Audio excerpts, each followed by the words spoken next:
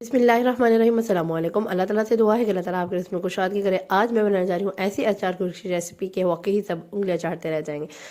इसको बनाने के लिए मैंने क्या किया है, 1.25 kg मैंने गोश्त ले लिया है। उसको मैंने हीट दी है। हीट तकरीबन 1 कप डाल के मैंने 7 मिनट हीट दिया। उसके बाद उसका सारा पानी जो उसका गंद है आराम से निकल आता है, तो मैंने उसको अच्छी तरह से वॉश करके दोबारा कुकर में ऐड कर दिया। कुकर में ऐड करने के से पहले आपने क्या करना है, अगर आप मेरे चैनल पर न्यू हैं तो मेरे चैनल को लाइक शेयर और सब्सक्राइब करते जाएं और साथ साथ बेल आइकन को भी ज़रूर दबाया करें ताकि हर मज़ेदार आने वाली वीडियो आपको मिल सके। मैंने क्या किया है, अचार गोश्त कुकर में ऐड करने के बाद मैंने इसको तकरीबन 4 to 5 सर्विंग स्पून मैंने इसमें ऑयल के ऐड कर दिए हैं। ठीक है, ऑयल या घी आपके पास जो भी है आप इसमें ऐड कर सकते हैं। नेक्स्ट में मैंने क्या किया, 7 से 8 पीसेस जो है मेरे पास लहसुन के थे, ऐसे ही मैंने इसमें ऐड कर दिए हैं। और साथ में मैंने इसको क्या किया, थोड़ी देर इसको फ्राई करना है ना इसके साथ, गोश्त को लहसुन के साथ। उसके बाद मेरे पास ये मीडियम साइज़ के प्याज हैं, वो मैंने कट कर दिया स्लाइसिस में। उसके बाद मैं वो भी मैं ऐड कर रही हूँ। आपने क्या करना है, इसको ऐड करने के बाद ना अच्छी तरह से ना इसको मिक्स करना है। थोड़ी सी आपकी प्याज़ों की शक्ल जो है वो थोड़ी सी चेंज होगी, थोड़े से ना नरम नरम से हो जाएंगे। तो आपने ना इसमें नेक्स्ट में इसको मिक्स करने के बाद इसमें ऐड करना है अदरक। अदरक जो है वो मैं ना यहाँ पे फ्रेश लूँगी, क्योंकि इस तरह की चीज़ों में गोश्त की चीज़ों में ना अदरक जो है ना वो बहुत मेन किरदार अदा करता है। अदरक जो है ना उसका टेस्ट बढ़ाता है गोश्त का, और स्मेल वगैरह भी ना इससे ख़त्म हो जाती है। तो आपने ये मेक श्योर करना है कि एक तो सफाई का ख्याल रखना है कि गोश्त अच्छे तरीके से आपने इसको साफ़ कर लेना है जिस तरह मैंने किया है। और उसके बाद आपने अदरक की लहसुन ये चीज़ें ज़रूर ऐड करनी है। ये आप मैंने क्या किया, ये इतनी आपको दिखाया पीस अदरक का लेकर मैंने उसको अच्छी तरह से इसको पीस लिया है। पीसने के बाद जो रिमेनिंग उसका मिक्सचर उसके साथ लगा हुआ था वो मैंने पानी डाल के उसको दोबारा इसमें ऐड कर दिया। वो सारा अदरक भी पानी भी ऐड हो गया, तो अदरक वाला पानी भी इसमें ऐड हो गया और अच्छे तरीके से वो पीस हो गया साफ़। उसके बाद मेरे पास ये तकरीबन 4 टमाटर हैं, 3 बड़े साइज़ के हैं और एक छोटा थोड़ा सा साइज़ है। ये मैंने टमाटर के स्लाइसेस भी ऐड कर दिए हैं इसमें। उसके बाद इसकी प्रॉपरली मिक्सिंग कर लेनी है। अच्छा, आपने ये मेक श्योर करना है कि आपने हीट पे ज़्यादा नहीं पकाना, कि आपने ज़्यादा ना खुला हुआ पकाना है।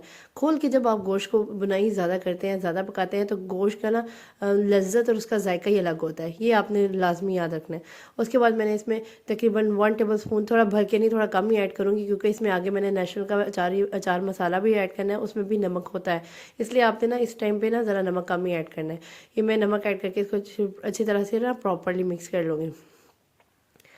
इसके बाद मैंने क्या करना है, इसमें ना मैंने पानी ऐड करके ना इसको हीट पे लगा देना है। पानी तकरीबन मैंने ना 1 से 1.5 गिलास के करीब पानी ऐड करना है। और मैं आपको दोबारा बता रही हूँ कि आपने ना हीट पे ज़्यादा नहीं पकाना। हीट में मैं तकरीबन 5 मिनट पहले पकाया मैंने स्टार्टिंग में, जब इसको मैंने उसका पानी गिराना था ताकि वो खुल भी जाए और मेरा ना वो थोड़ी सी हीट भी लग जाए। उसके बाद मैंने इसको ना तकरीबन 5 से 7 मिनट ही ना दोबारा पकाना, इससे ज़्यादा नहीं पकाना।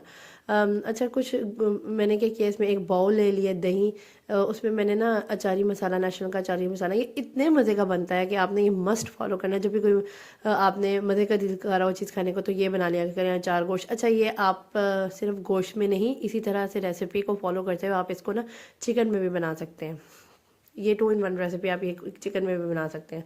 लेकिन आपको पता ही होगा कि चिकन में आपने भी इसको इतनी हीट नहीं देनी, उसमें ज़रा हीट कम होते हैं। ये देखिए, मैंने अचार मसाला थोड़ा सा बचा लिया था, तकरीबन 3 टेबल स्पून। उसमें मैंने क्या किया, उसको ऐड करके उसमें ना नींबू ऐड करके ना इसमें फ़िक्स कर देना। ये इतने मज़ा आता है ये अचारी मिर्चों का कि आप यकीन करें, सालन में दिल करता है बस गोश्त छोड़ दो, ये मिर्चें ही खाई जाओ, इतना मज़ा आता है। आपने इस तरह से ना इसको फिक्स इन कर देना है।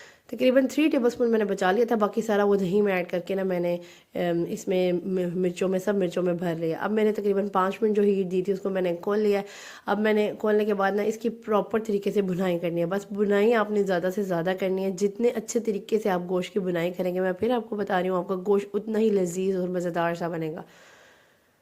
अब मैंने क्या करना है, इसको ना प्रॉपरली इसको मैश कर लेना। ये टमाटर जो हैं जो आपको नज़र आ रहे हैं, इसको अच्छी तरह से मैश करना है। इसको अच्छी तरह से पकाना है, तब तक पकाना है मैंने इसको जब तक इसका ना थोड़ा सा घी निकलना शुरू नहीं हो जाता। आपको थोड़ी सी इसकी लुक भी नज़र आ रही होगी कि हल्का हल्का ना सब चीज़ें मैश हो गई हैं और उसका ना थोड़ा थोड़ा घी भी निकल रहा है। इस पॉइंट पे मैंने थोड़ा सा ना इसमें दही ऐड कर देना है। वो जो मैंने आपको बताया था, एक बाउल में मैंने लिया था ना जिसमें अचारी मसाला ऐड किया था, मिक्स किया था, उस अच्छे तरीके से मैंने इसमें डाल के इसको ना फिर पकाना है। ये देखिए, इतनी जब पकाई होगी ना आपकी सालन की, तो वो ऑटोमेटिकली आपका टेस्टफुल बनेगा। इस तरीके से मैंने इसको पकाना है, इतना पकाना है, इतना पकाना है इसको मैंने ना, क्योंकि इसलिए मैं आपको कह रही हूँ कि आपने हीट पे ज़्यादा नहीं पकाना ताकि आपको ना खुला ज़्यादा पकाना पड़े तो आप पका सकें। अगर आप हीट ही दे देंगी तो वो फिर खुला मज़ा नहीं आएगा पकाने का, ना पकेगा, क्योंकि फिर आपके सारे गोश्त की जो पीसेस हैं ना वो टूट जाएंगे।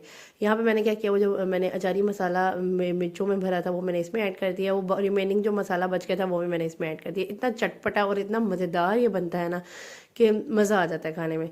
लास्ट में मैंने ये वन टेबल स्पून जो है ना, सर्विंग स्पून बल्कि मैंने बड़ा सा स्पून जो है ना वो मैंने देसी घी का ऐड कर दिया है। लास्ट पे जब भी आपका खाना रेडी हो जाए तो आप देसी घी ज़रूर ऐड किया करें, बहुत मज़ा आता है, इतना मज़ा आता है ना, बहुत मज़ा आता है खाने में इसका ना। तो ये देखें, इसको मैंने हल्की आंच पे ना अब इस पॉइंट पे इतनी देर तक पकाना कि थोड़ा सा ना इसका घी निकल जाए, उसके बाद मैंने इसको सर्व करना है। ये देखिए जी, आज की रेसिपी मेरी कंप्लीट है। कितना फ्रेश और मज़ेदार सा लग रहा है। इस तरह से सर्विंग किया करें, हर चीज़ मज़े की लगती है।